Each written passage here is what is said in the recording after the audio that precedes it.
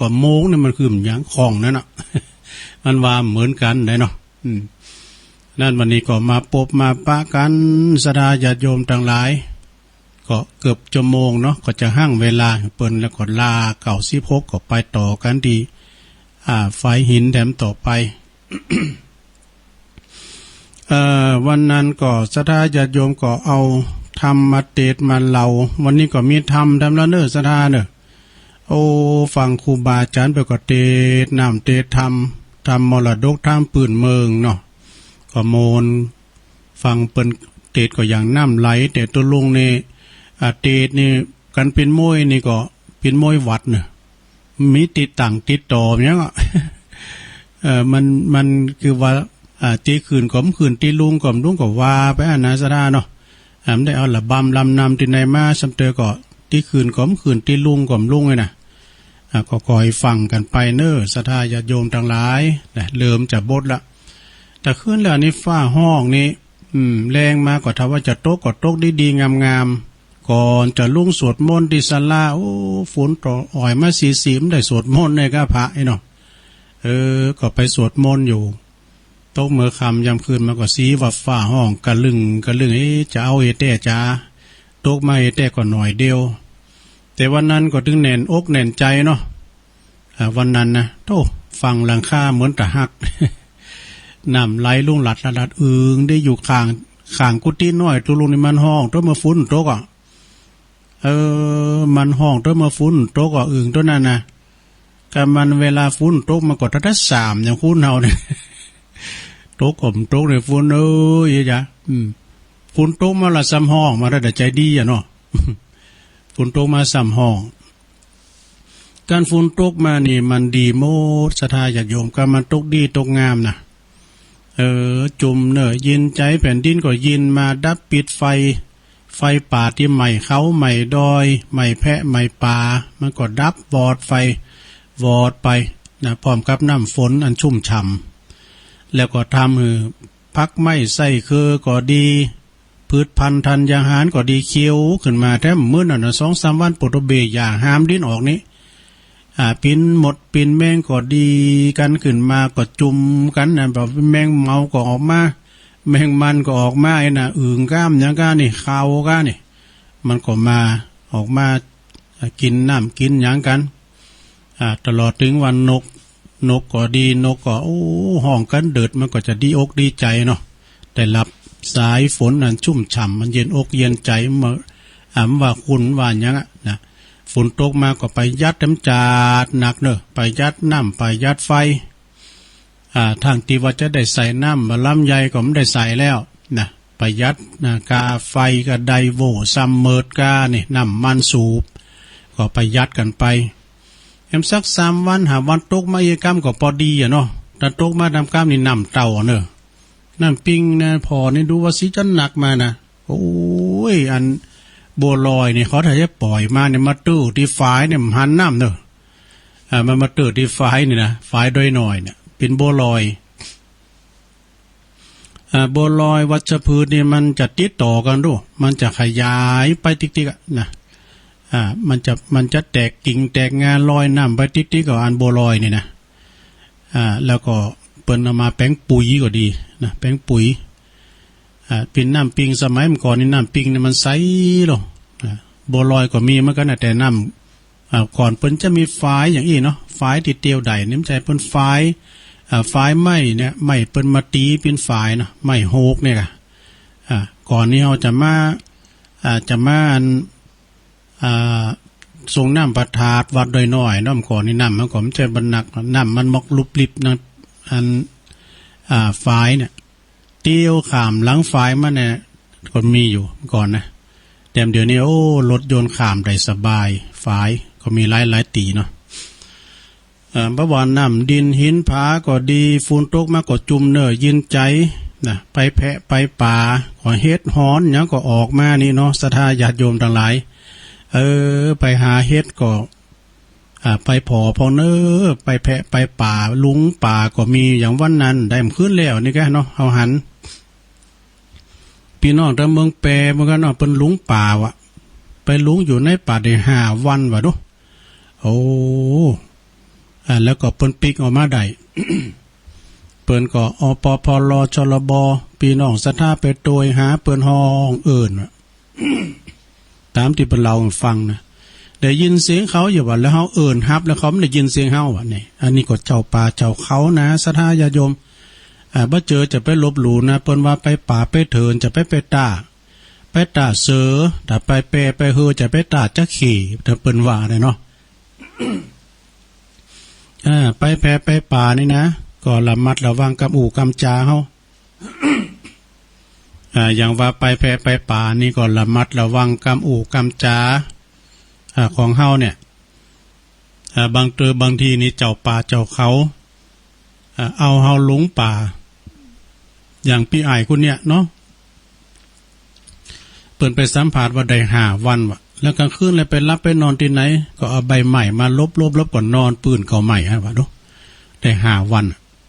แล้วเขาแล้วกินยังกินหน่วยไม้ก้ามยังแกว่าน้ำแล้วเอาน้ำไหนมากินเปิ้นถ้าได้มีก็กล้วยป่าเนาะปัดกล้วยแล้วก็บีบน้ำใส่ปากวะ ยังชีวิตมาได้5 วันเมื่อมาถึงบ้านแล้วปุตโตปิ้นแม่ปิ้นลูกหลานยังปุตโตเปิ้นมาหอบมาอุ้มมาเกี่ยวลอดฟ้าเนาะให้กันเนี่ยว่าเกี่ยวลอดฟ้าแต่ก่อนดูสดาตั้งบ้านเฮาเนี่ยเปิ้นไปลุงป่าได้2 วัน 2 คืนว่ะเปิ้นนั้นผีโยเซิงนะผีโยเซิงเปิ้นว่าได้กินข้าวแดงว่ะผีเล่งว่ะโอ้มก่อนนี้เฮาได้เล่งผีเดี๋ยวนี้ผีเล่งเฮานี่ มก่อนนี้เฮาได้เล่งผีนี่เดี๋ยวนี้ผีเล่งเฮาได้กินข้าวแดงข้าวผีว่ะก็เปิ้นมาหอมนั้นได้หันเขาได้มาก็โลเอิ้นใส่ก็เขาก็ไม่ได้ยินแล้วเขาก็หันเฮาด้วยว่ะเนี่ยเปิ้นว่าผีโยเซิงอยู่ได้2 วัน 2 คืนผีปล่อยมาดู นี่เป็นตำนานนำก่อนมีอันได้นะไปลาสัตว์ลาป่านี่ก็เหมือนกันเนอะสราเนี่ยเป็นนายพรานนี่ก็ดีนะดีมดียิงหมู่เดียวก็มีนะอันหมู่เดียวกันเป็นเก่งเป็นกวางก็มีเนาะสราเนี่ยเพิ่นว่ามันอ้ำนะเพิ่นว่านะเนาะอันนี้ก็เราสู่จูกันฟังตอนนี้ไปตุลุงเจ้าวาทำกันเนอะสราญาติโยมทั้งหลายใจเวลาก่อมป้อมึนเนาะทำอันนี้ก็ทำเก่าเนอะเดี๋ยวนี้หาฟังได้ยากนะแต่ตุลุงมาติดหลายเตือทำมหาวิบากนี่นะทำมหาวิบากเนี่ยมึงเอายามหานิคม ก็ทำมาโบนสูนะกะทำมายังทำมหาวิบากนะเนี่ยมึงเคยหูกูตายก็ อันนี้เป็นทำมหาวิบากอันนี้ทำบักเก่านะโยมเนอะมันจะยาวหรือกว่าทำใหม่หน่อยนึงแต่มันไปคุณแนวเนอะเปิ้นแปลงมาเดี๋ยวนี้ก้ามก่อนนี่มันจะเหมือนกันอันนี้ก็ไปแถมแนวนึงนะแล้วก็ทำมหาวิบากฉบับใหม่นั้นจือเหมือนกันแต่ว่ามันไปเหมือนกันเฮ้ยสักวันจะมาตีให้ฟังเนาะก็มีเจ้าปอพญาไปถามพระพุทธเจ้าว่าคุณเฮานี่เกิดมาย่ำสถานะเหมือนกันเท่ากันพ้องก่องามพ้องขี้เลพ้องก่อพ้องก่อคนรวยพ้องก่อปิ้นพายุพญาพ้องก่อตุกไล่เข็นใจกะนะสักวันจะมาว่าพี่น้องศรัทธาได้ฟังเนาะตอนนี้ก็จะได้เทศนาธรรมสักกรรมเนาะปลายสัก10 นาทีนี่ก็จะเปิดสายเนาะแล้วเพิ่นจะเด็ด96ไปเอาก็ไปต่อกันตีไฟหินเนี่ยเนาะฟังธรรมกันเนอะ จะเตียทำละไม้แล้ววายองกล่อมเสื่องเมืองกล่อมใจคล้ายๆกับขมุนะลองฟังบ่เด้อนะโมตัสสะภะคะวะโตอะระหะโตสัมมาสัมพุทธัสสะเอตังสัทธาสาวัตติยังวิหาลันโตอาปุตตะกังนามาเสติกาละมาลิตังอัลลภากาเทศิสาทะโวดุลาสะปุลิสัตตังหลายสัทธาอันว่าสัพพัญญูปะพุทธเจ้าตนเป็นคู่แก่โลกตั้ง3 เตียนย่อมสั่งสอนสัตตะโลกตั้งหลายใจพระจึงได้ชื่อว่าสัทธาพระก็สาธิต3 ล้านอยู่ในป่าเจตวันอารามอันมีตีจิมไกเวียงสาวัตถีราชธานีก็มีแล อัฏฐกาเลในกาลาขาบหนึ่งพระพุทธเจ้าก็ปราลบเสิงเศรษฐีหือเป็นเหตุปรากอบปวัตติเตดเก่าเป็นกถาว่าอิเมวัตตาปนโตกายตุจาลิเตนะสัมมนากาตาดังนี้เป็นตนกิละดังจักลู่มานี้ยังมีเศรษฐีผู้หนึ่งอยู่ในเมืองนาสาวัตถีก็สมฤทธิ์เป็นดีโดยเขาของ80 โกฏบ่ไล่โหดสักประการแต่ว่าหาลูกหลานบ่ได้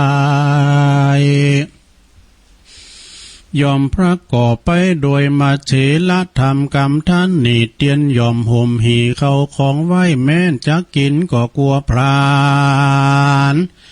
แม่นจักตานก็กลัวเสียงไปหลายเต่าคงควายห้อมยับไว้บ่ใครกินบ่ใครใจบ่ใครมากาดตำบุญหือตา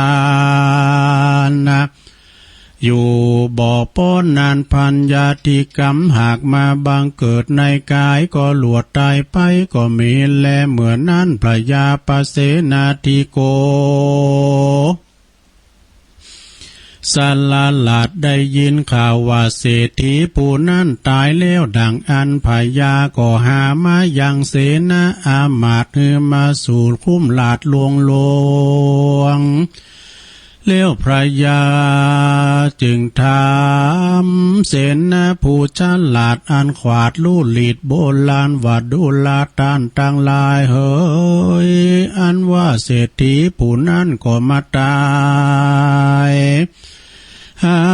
ลูกหลานจักสืบเตนขากูลบ่อใดในยาหนึ่งอันว่าเขาของสัมปติต่างลายมวลฝูงนั้นเราจักกัดตำดังลือดีจาว่าอาละอาทานในกาลายามนั้นเสนาผู้ฉลาดอันนาวากวายาขาบตูนสาวัตเทวาคาแด่สัมมติเทวาเป็นเจ้าใน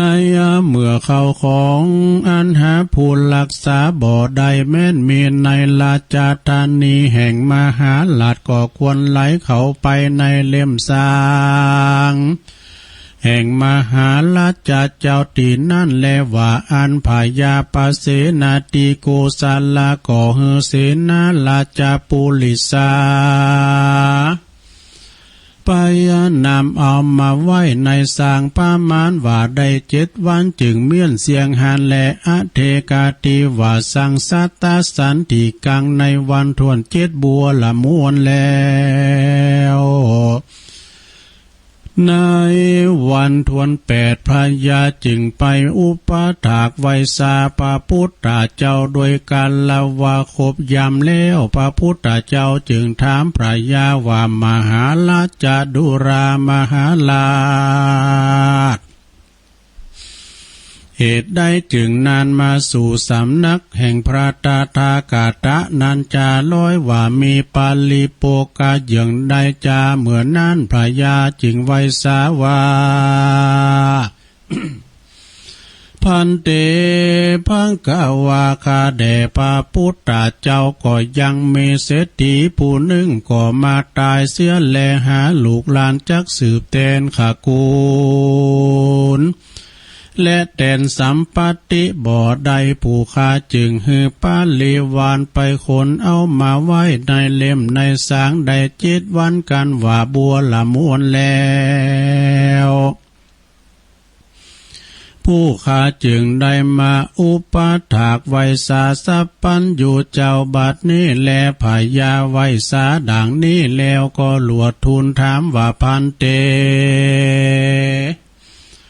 พังกาวาคาแด่สัพปันอยู่เจ้าอันว่าเศรษฐีผู้นั้นมีเขาของก็และสัมปติก็มากนักและมียศปาลิวานก็มากนักดีลีเหตุได้จึงหาลูกหลานบ่อใดแม้นมีเขาของสัมปติก็มากมันก็บ่อาจจักบริโภคใดนั้นจ้า ประการหนึ่งยามเมื่อมันจะกินข้าวน้ำโปจันนะอาหารดังอันคนใจก็มาตกแต่งยังกาข้าวน้ำโปจันนะอาหารอันประณีตดีงามใส่ถาไหลคำมาตั้งวางไว้ตัดสองหน้าดังอันเศรษฐีคนนั้นก็โป้ยกล่าวว่าสูตั้งหลายมาแต่งของกินอันดีอันมีสภาวะสันนี่มาฮือกูกินนี่จ้าว่าอันแล้วมันก็ด่าคนต่างหลายฮือเอานี้ไปเสียหันแลกาละเมื่อมันจะกินเขาดังอา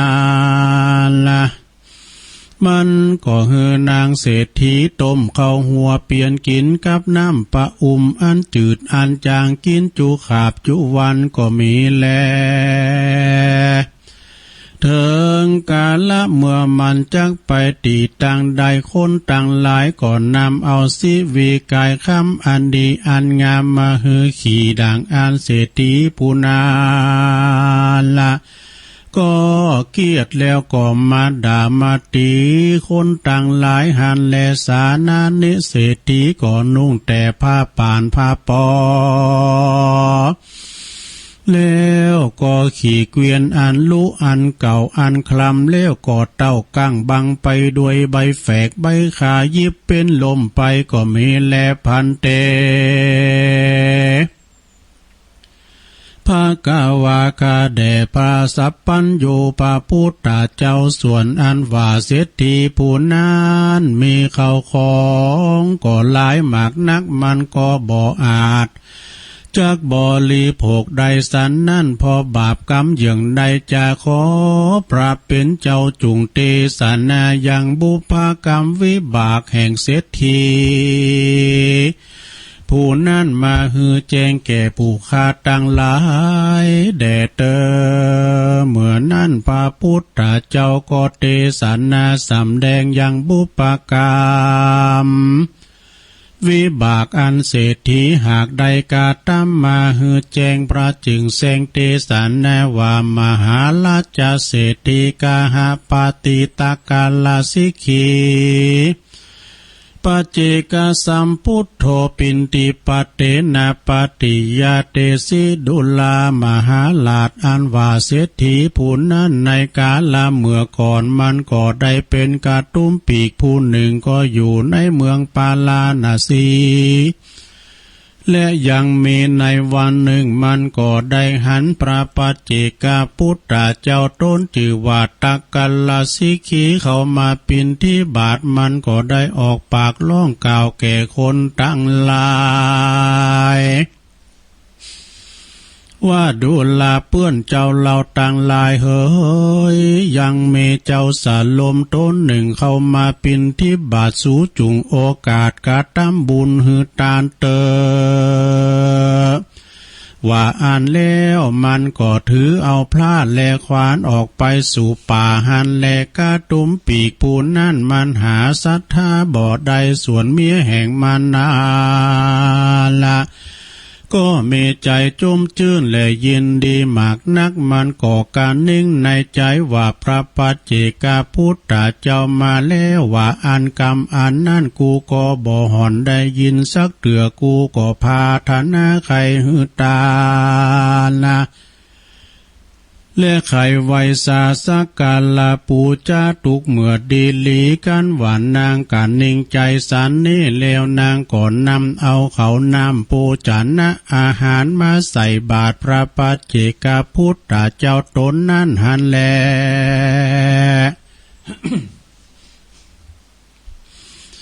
ตัสสมิงคาเนในขณะยามนั้นกาตุ้มปีกผู้นั้นไปป่าไปสู่ป่ากลับมาแล้วมันก็หันเมียมันตกแต่งดายังเข้าน้ำโปจันนะอาหารมาใส่บาตรพระปัจเจกพุทธเจ้าดังอันมันก็กล่าวว่าเจ้าสโลมเฮย เจ้าอย่างใดสังสักเล็กสักน้อยอันจ้าว่าอันแล้วมันก็ใครดูบาทยังพระปัจเจกเจ้ามันก็หันเข้าปินที่บาทอันเมียมันหักตานะสันนั่นมันก็บังเกิดความกินแนงใจว่าอันว่าเขาน้ำโปจันนะอาหารอันหันมาปานสันนี่ดังว่ากูจะกินเสีย ก็จักเป็นประโยชน์และอิ่มต้องกูดีลีผีว่าให้แก่คนกระทำราการกูกินเสียก็จักเป็นปัญโยชนะและอิ่มต้องกูดีลีบัดนี้ป้อยให้เจ้าสาลมตนนี่กินเสียเจ้านอนลับอยู่บ่อได้อันละว่าเขาน้ำโปจันนะอาหารแห่งกูก็จักสิบหายหาประโยจันนะบ่ใดแก่กูสักอันกระตุ้มปีกผู้นานมันก็มามีความกินแนงใจสันนิหารแลประการหนึ่งกระตุ้มปีกผู้นี้มันก็ได้ฆ่าลูกปีอายแห่งมันในกาลละเมื่อก่อนคือว่ากาตุ้มปีกผู้นี้มันก็มีปีอายผู้หนึ่งก็อยู่กินกับด้วยกันหันแลเมื่อปลายลุนกาตุ้มปีกผู้ปีกก็มาเล็งหันยังอานิจจภาวะในการวัดเยาเรือนว่าเป็นดีตุกปูนดีนายหมากนักมันก็มาสละวัตถุเข้าของปงปันให้แก่กาตุ้มปีกผู้น้องส่วนตนแห่งมันกอบหนีไปบวชเป็นฤาษีอยู่ในป่าหิมมาปานก็มีแล ส่วนกาตุ้มปีกผู้น้องก็อยู่กาตำในการคารวะเยาเลือนแทนปีแห่งต้นก็มีแลอยู่มาวันหนึ่งบ่อนั้นเต่าใดเจ้ากุมารน้อยลูกปีอายก็จะเดินเอี่ยวไปตามขวงบานเลี้ยวก็กล่าวว่าดังนี้อันนี้ก็เป็นของป่อคาเกวียนล้อเล่มนี้ก็เป็นของป่อคาว่าอันส่วนกาตุ้มปีกผู้อ่าวนั่นมันก็ได้ยินกุมารน้อยกล่าวสันนั่นมันก็มีความกนิ่งใจว่ากุมารน้อยผู้นี้มันยังหนุ่มยังน้อยแต่ดีหลีมันป้อยมากล่าวคำสันนี่จ้าผีว่ามันมีวัยยาขึ้นใหญ่มาแล้วจักเกียรดังลือจ่าแม่นว่าวัตถุเข้าของตั้งลายมวลฝูงนี้มันก็จักเอาเสียบ่อันมันก็จักฮือเกตต้านผู้อื่นเสียบ่อยากจะเล่นนา กระตุ้มปีกผู้อ่าวก็มีความการนิ่งใจสันนี่แล้วอยู่มาวันหนึ่งมันก็อุบายป่าเอากุมารน้อยผู้นั่นไปป่าไปสู่ป่าแล้วก็บิดคอกุมารน้อยผู้นั้นหือตายแล้วก็ลาตอดเสียในป่าจ้าหันแล อันนั้นนี่ก็เป็นบุพกรรมวิบากแห่งเศรษฐีในกาลเมื่อก่อนวันนั้นหันแลศรัทธาสัพพัญญูพระพุทธเจ้าการว่านำเอาปุปกรรมแห่งเศรษฐีมาเทศนาเท่านั้นแล้วพระกฏเทศนาว่ามหาราชดุลามหาราชอันว่าเศรษฐีผู้นั้นเมื่อก่อนมันได้เป็นกาตุ้มปีกผู้นาหนึ่งมันก็ได้ล่องเอิ้นกล่าวแก่คนต่างหลายตานเขาปินที่บาทแก่พระปัจเจกพุทธเจ้าวันนั้นโดยเตจะบุญกุศลเต่านั้นกันว่ามันจุติตายก็ได้ไปเกิดบนสวรรค์เทวาโลกได้เจ็ดจาดกันว่าพ้นจากเทวาโลกแล้วก็ได้ลงมาเกิดในเมืองสาวัตถีก็ได้เป็นมหาเศรษฐี มีเขาของหมากนักมันก็บ่อาจจักบริโภคใดแม่นว่าเขาของนาแม่นว่าเขาน้ำปูจันนะอาหารอันประณีตก็ดีพาผ่อนตนสบายยัวยานที่วิกายคำก็ดีและอันเป็นจาเป็นปัญจกามกุลอันเป็นโอลาลิกะมันก็บ่อาจจักบริโภคใดก็โดยปาปกรรมอันมันมีความกินแหนงใจเสียได้เขาปินที่บาทอันเมียมันหากคือตาละแก่พระปัจเจกพุทธเจ้าวันนั้นหันแลประการหนึ่งเศรษฐีผู้นั่นเกิดมาหาลูกหลานบ่ได้หาผู้จักสืบเต้นขากูลบ่ได้ก็โดยปาปกรรมอันมันได้ฆ่าลูกปีอายวันนั้นหันแลดุลามหาลาภบุญกุศลอันเศรษฐีได้กาตามก่อเทิงเสิงอันเสียงไปในชาตินี้ ส่วนอันว่าปาปกรรมอันมันได้ฆ่าลูกปีอายก็ดีมันได้หลบล้นปนประมาณได้ไปข่มเหงติงเป้เอาของตานก็ดีปาปกรรมทั้งมวลฝูงนี้ได้โอกาสก่อนนำเอาเศรษฐีผู้นั่นไปเกิดในมหาโลลุวันนาโลกก็จักได้เสวยทุกขเวทนาหมากนักการมันพ้นจากนาโลกแล้วก็จักใดมาเกิดเป็นเปรตชื่อว่ามีจันทเพศและก็จักใดมาเป็นเปตวิสัยเทมเราก็มีแลอิทะมาโวจะภากาวะอัตตมานาอิตังวัตวานาสุขาโตอาทาปะลังเอตาเอตามะอาทาวโวจะสัทธาสัพปัญโยพระพุทธเจ้าเทศนายังกรรมวิบากแห่งเศรษฐีแล้วทีนี้พระพุทธเจ้าก็จักเทศนาสำแดงอย่างข้ากูลวงศาแห่งเพศทั้งเจ็ดจำปวกหือแจ้งแก่พระพยาประเสนาธิโกศลและปาลิสัตทั้งสี่พระจึงกล่าวจี้เทศนาว่าอิเมวัตตาโพนโตกายาตุจาลิเตนะสัมมันนากาตาวาจีตุจาลิเตนะสัมมันนากาตามโนตุจาลิเตนะสัมมันนากาตังอลิยานังอุปวาทากานังมิจจติติกามิจจติติกามังสัมมาทานาเตกายาสาเปตาปาละมะนาอาปายังทุกขติงวินิปาตังเนลิยังอุปปันนาติดังนี้ดุลามหาลาภอันและปาลิสัตตังหลายสัตตาอันว่าสัตว์ทั้งหลายฝูงพระก่อไปด้วยอกุศลกรรมบทสิบประการคือกายตุจริตกาตำปิดด้วยกายมีสามประการคือว่าฆ่าสัตว์หลักของตานและเขาของวัตถุแห่งตานผู้อื่นและก่อกาตำกาเมสุมิชาจารเล่นจู้สู่ผัวเมียแห่งตานวาจีตุจาลิตากาตำพิษโดยวาจามีสี่ประการคือมุสาวาตาเก่ากรรมจูไล่ปิสุนวาจากล่าวกรรมสนกรรมสอปลุสวัสดวาจากล่าวกรรมหยาบจากายแข่งจาบุบตีฟันแต่งแต่ตานาสัพพละวาจา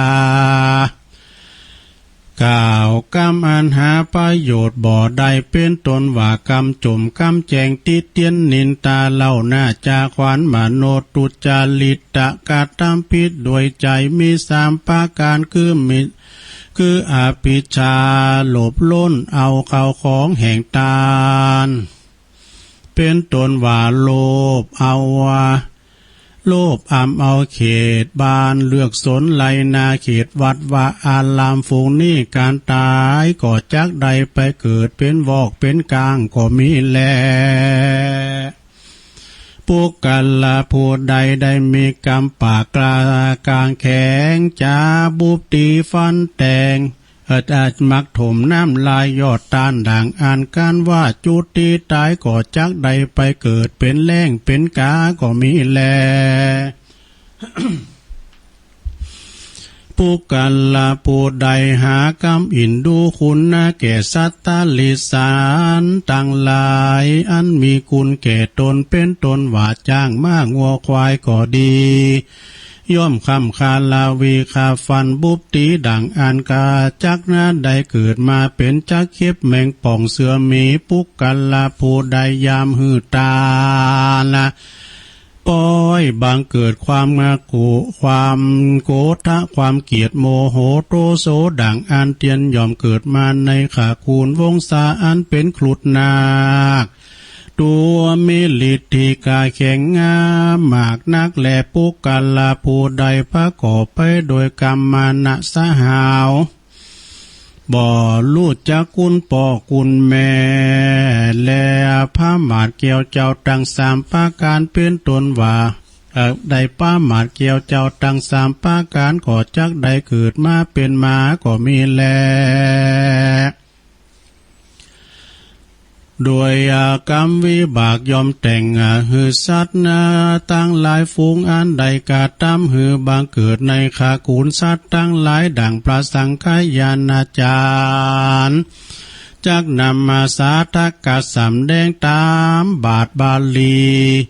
ธรรมพระพุทธเจ้าบทหนึ่งว่าอาลิยานางอุปาวาทการนางดังนี้ก็มีโดยประการดังกล่าวมานี้แหละนามหาวิปัสสมา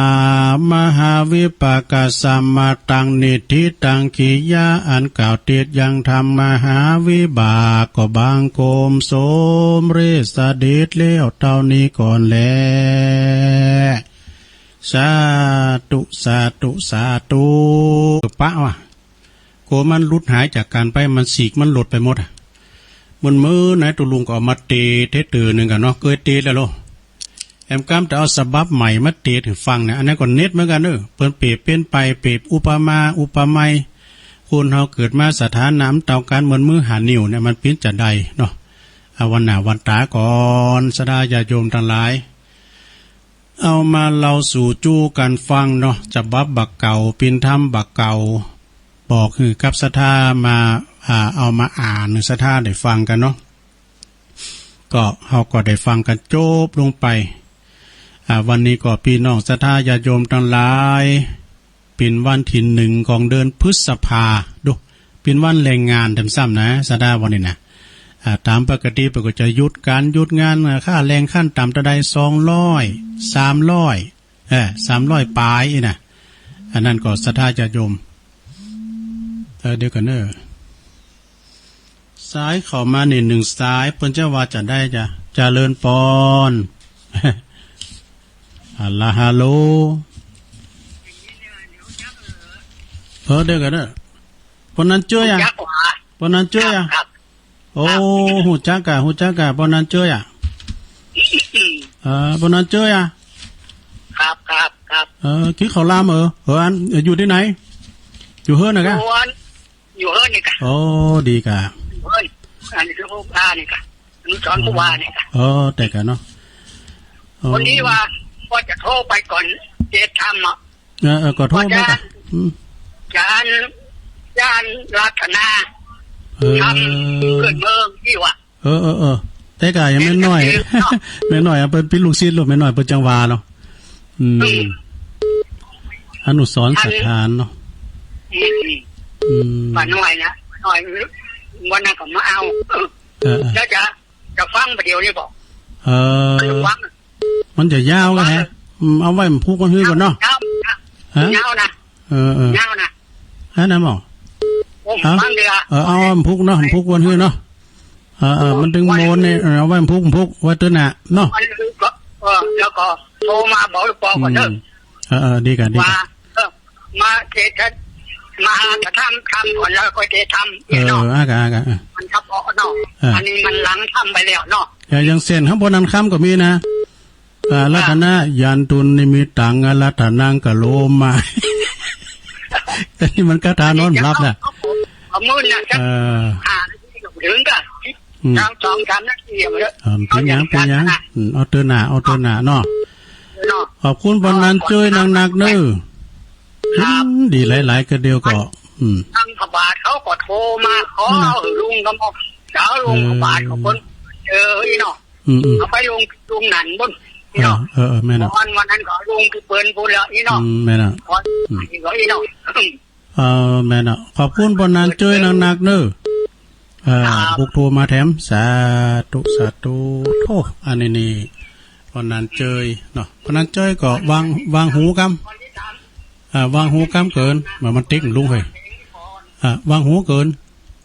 วางหูกำเกินดังนั่นละเจริญปอนยังแม่นตัวนี้เดี๋ยวเอาเข้ามาใหม่ฮัลโหลแม่สาวเจ้าอันนี้แม่แตงเนาะเจ้าฟังอยู่นะเจ้าแม่แตงอ๋อดีเนาะฟังอยู่เนาะเจ้าขอบคุณหลายๆเนอะเจ้าเป็นกำลังใจให้นะเจ้าขอบคุณกำลังใจเจ้าสาธุเจริญปอน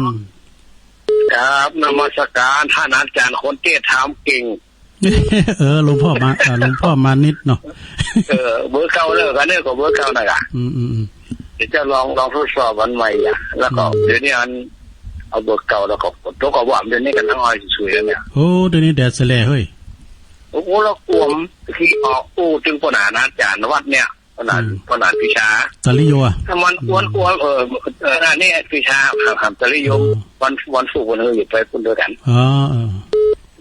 ร้านปนานพิชาว่าถ้าฝนตกนี้เฮ็ดหักมาตรงตำในวัดในวานี่ว่ะเตะกันเนาะเขาบอกโอ้ปนานี่เนาะ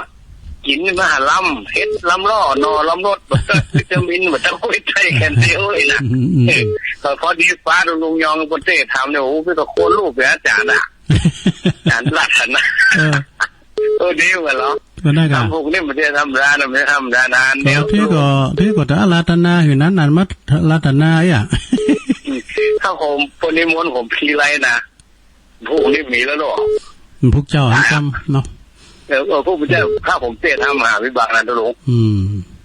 ถ้าอุ้ยเป็นเท่าไรเนาะกดจ่ายนะโอ้ขอรางวัลเรามือเพชรขาดมาแล้วนะไปโดนนะโตจะแจ้งกำหนดยับราคาคนโดยเจตนาไอ้วะเขาบอกว่าเอาอย่างตุลุงว่าน่ะที่ช่องมองทางก็เพื่อนเนาะแม่น่ะไปแปลงตั้งไปบอกตั้งไปเนาะนะครับคนได้กินได้ทานอย่างว่าเกิดนึกถึงหน้ากันนอตุลุงเนาะแม่น่ะโอ้ขอบคุณว่าหนาเจอนะลุงเป็นผู้ไปฟังเขาดูขอบคุณเป็นลุงยองสาธุไหวสาเด้อก่อนปนนั้นเจยเพิ่นอยู่ก้องงามเนี่ยเจริญปอนเจ้าแต่ไหวสาเจ้าอาจารย์เจ้าเมลิเนาะหอยทกเจ้าแม่ฟังอยู่เนิ่งเมื่อเจ้าก็ได้โทรนะค่ะอาจารย์เจอลูกควายนะค่ะเจ้าลูกมาได้ยิงโทรที่สักการตามพูดสักการอ่ะเป็นอย่างก่อนผมบอกเจ้าได้โทรอันนี้บ้านนี้ได้นี่แค่ถ้าโควิดนี่ติดใจกับหูที่ไหนก็ได้ไปเนาะเป็นอย่างที่ไหนก็ได้ไปที่เจ้าอยู่กับบ้านกับจองขอบคุณแม่ลิเลยโอ้หอยโทกอันนี้เป็นอยู่หอยโทกเด้อเมลินี่นะเจริญปอนไหว้สาเจ้าลุงอันนี้ตั้งได้ฟังอยู่นะเจ้าอยู่ตั้งได้โยมวันจะเพิ่มมากับเจ้าแม่สีเนาะแม่สีต้นพึ่งสลับปีเจ้าสีทนได้แม่สีต้นพึ่งเนาะสารพีแต่ยินทีแม่สีชัดเจนดีเนาะแม่สีโหหายไปไหนยินดีเนอะขอบคุณหลายๆเนอะผู้ขอโทรมาแถมไม่มีการตอบรับเจริญปอนฟังที่หูแม่สีเนอะก็ฟังที่หูนะกะโอ้ยเดี๋ยวเป็นพระครูแล้วโอ้ยโมน สาธุเนอเจ้าท่านแม่ครูนะคะเจ้านักเจ้าวางก่อนเจ้าโอ้ไม่ได้จะร้องสักคำเจ้าได้จะร้องคู่จังขอบคุณในเมสซีเนอจะไปอู่ที่ไหนเนออันพี่ประครูนะปรก็เดี๋ยวจะหยับตุลุงไปตอนแรกก็มาห้องมาหากรุณิโกนี่ไงท่านมหาเนี่ยใช่สายเจ้าแต่เจริญพรตั้งใดเนี่ยแม่อมรนะหาอยู่อู่คนเดียวน่ะแม่อมร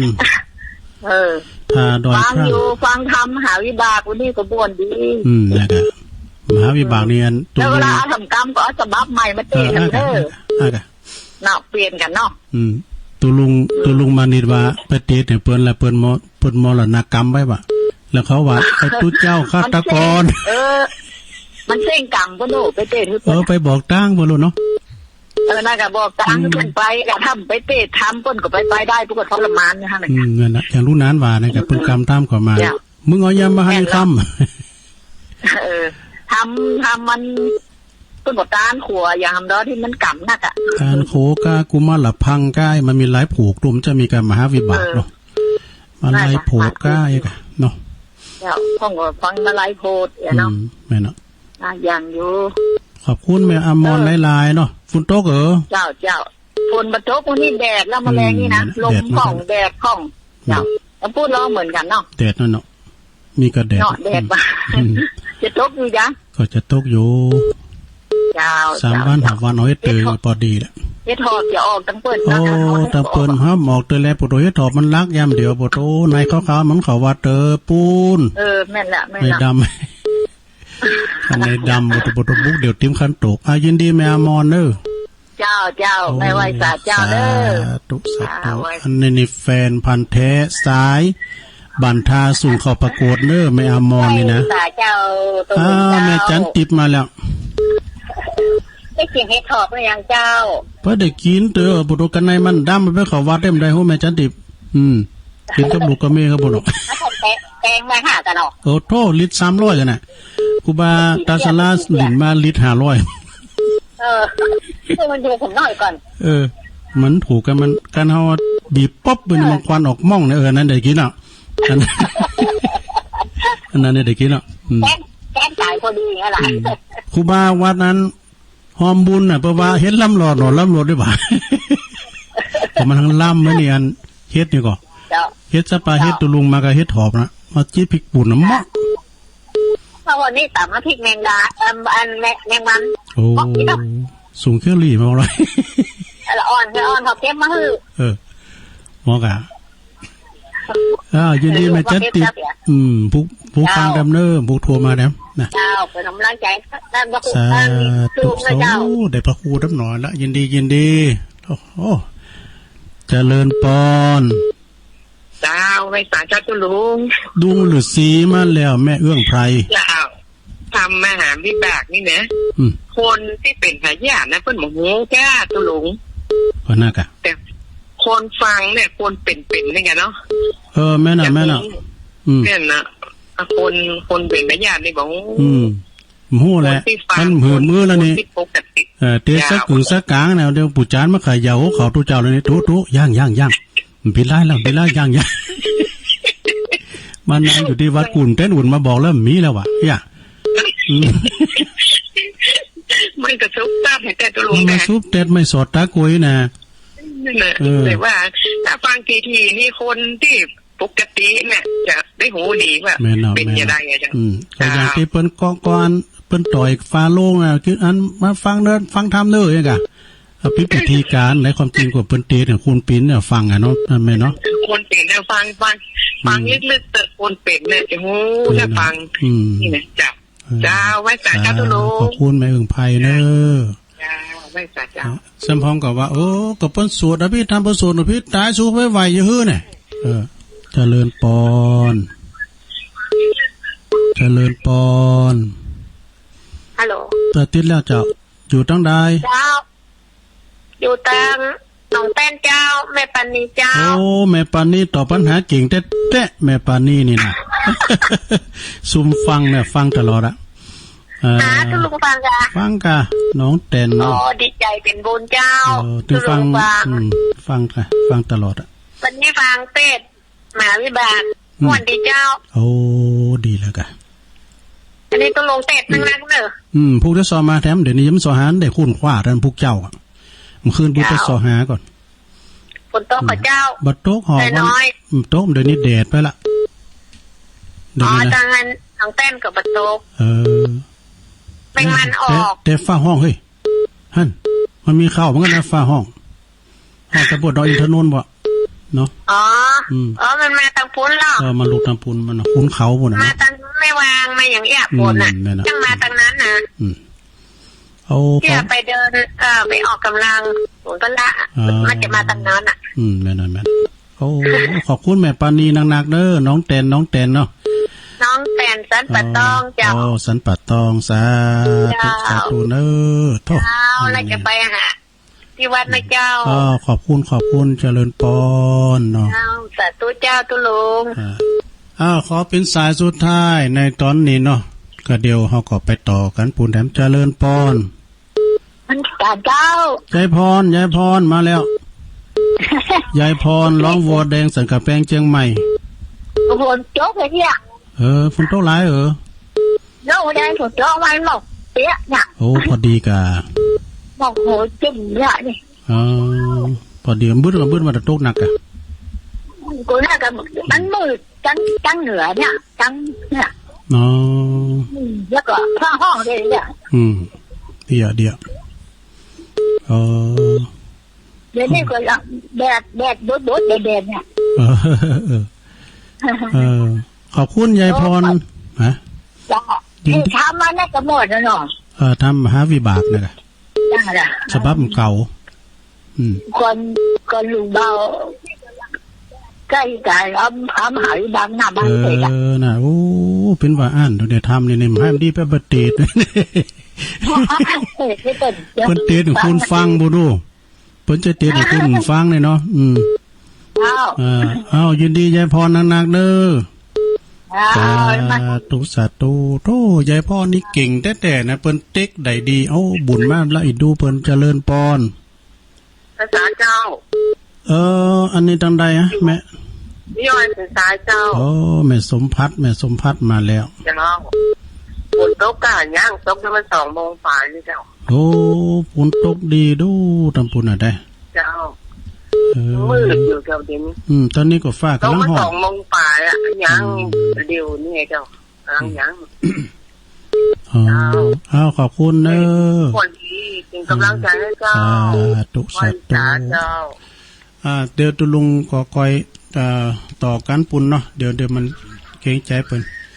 ขอโทษสายกันเนอสายแหลกก็ปนนานเจยอนุสรณ์สถาน4 คูบาเนอแล้วก็แม่แตงฟังอยู่เป็นกำลังใจเนอพี่น้องต่างแม่แตงพอหลวงพ่อมานิถาวโรสำนักสงฆ์หอมบุญแม่ลิห้วยโทกจากบ้านหงแม่สีตุ่นพึ่งสารปีแม่อามอนทาดอยคังเนาะแล้วก็แม่จันติบเกตกาลามแม่เอื้องไพรชัยยองจากดงฤาษีแม่ปราณีน้องแตนเนอน้องแตนหรือว่าตุงฝ่าบดไปนะยายพรร้องวัวแดงสันกำแพงเจียงใหม่สายที่11สุดท้ายแม่สมผัดแม่ย่อยสันทรายเนาะขอบคุณกูเสียงกูทรายเนอก็เดี๋ยวเฮาไปต่อกันที่ปุ่นน้ำกำเนาะตอนนี้ก็ขอลาเก่าฮกไปก่อนเนอจัตตาโล